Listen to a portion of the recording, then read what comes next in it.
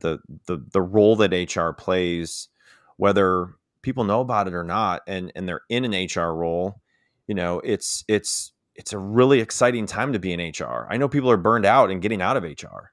Sure. So what led you to bring that topic to us? And can you explain your mindset within being the chief disruption officer, in an HR role?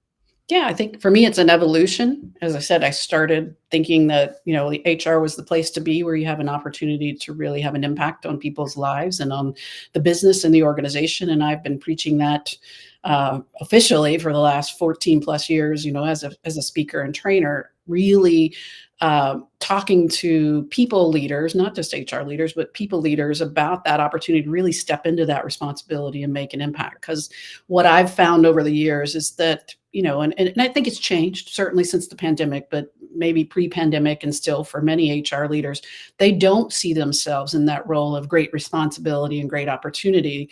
They still are either treated as or see themselves as a true support function, Yep. which there's a place for HR to support in the business.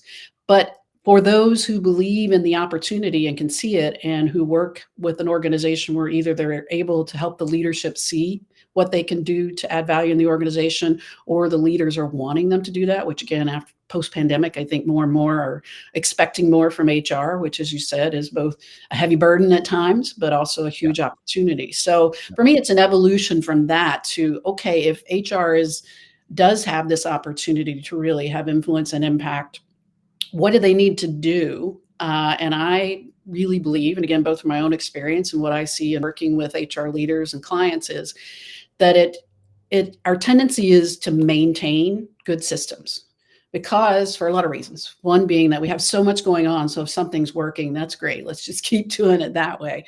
The Yeah. other is because there's something new added to the plate every day. So it's, not really maybe our to say, trainer, how can I really disrupt my work? But the truth is, to remain competitive, obviously change is happening at a faster rate than it ever has before. So I believe to keep up with the pace of that change, we have to lead it. So I believe HR should be looking out there and saying, how can I disrupt my workplace? What do I need to do to stay ahead of trends and emerging trends?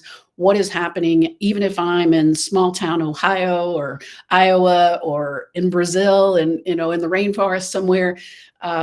What is happening in the world impacts your workplace, whether that's supply chain issues or the fact that many of our businesses are global now because of the internet and the ability to have e-commerce. And even if you don't have either of those things, what is happening in the world impacts you. So to be culturally aware globally of what's going on, to be curious about what's new, what's next, to be brave enough to step into challenges and opportunities without having to be pushed there. I think that's where the future opportunities lie for HR. Before, I was preaching about, okay, you need to understand the importance of your role and step into that. And now I'm saying, okay, with that important role, now you need to lead, Yeah. regardless of your title. Yeah. We've got Will from